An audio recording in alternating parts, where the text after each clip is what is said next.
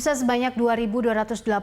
orang tanpa gejala atau OTG telah terdaftar melakukan isolasi mandiri di Tower 4 dan 5 Wisma Atlet Kemayoran, Jakarta. Untuk terdaftar sebagai pasien di Wisma Atlet ini ada 4 tahapan prosedur yang harus dilewati calon pasien OTG. Berikut laporan reporter Cinta Zanindia dan juru kamera Fatan Jauhari serta pilot drone Muhsin Jalal dari Rumah Sakit Darurat COVID-19 Wisma Atlet Kemayoran. Setelah 3 hari dibuka, Tower 4 Wisma Atlet Kemayoran sekarang ini hampir diisi 50% dari total kapasitasnya atau ada 765 orang tanpa gejala atau OTG COVID-19 yang sekarang ini sedang melakukan isolasi mandiri di tower tersebut. Lalu untuk tower isolasi mandiri lainnya, yaitu Tower 5, sekarang ini telah diisi 85% dari total kapasitasnya atau ada 1.343 orang tanpa gejala yang sedang melakukan isolasi mandiri di tower tersebut.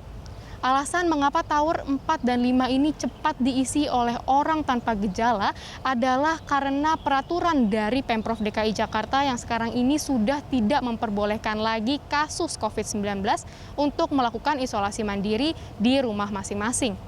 Untuk mengantisipasi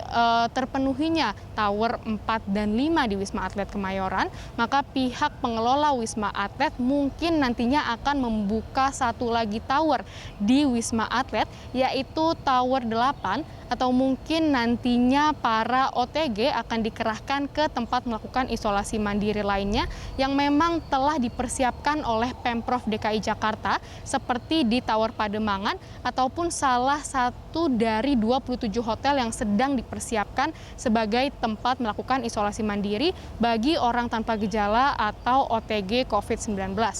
Lalu untuk informasi lainnya, ada 9 prosedur yang harus dilakukan kepada calon pasien yang akan melakukan isolasi mandiri di Wisma Atlet Kemayoran, yang mana pertama, seluruh calon pasien harus mempunyai bukti bahwa mereka positif terpapar COVID-19 dari hasil tes PCR, lalu hasil tersebut harus ditujukan kepada pihak gugus tugas COVID-19 tingkat RT ataupun RW, yang mana gugus tugas tersebut juga harus membuatkan sebuah surat yang menyatakan bahwa calon pasien ini tidak bisa ataupun tidak mampu melakukan isolasi mandiri di rumah mereka masing-masing. Lalu setelah itu surat dan juga hasil tes PCR harus ditujukan kepada pihak puskesmas terdekat, yang mana pihak puskesmas nantinya akan mengecek sendiri dari tes PCR ataupun langsung dari calon pasien apakah benar mereka merupakan orang tanpa gejala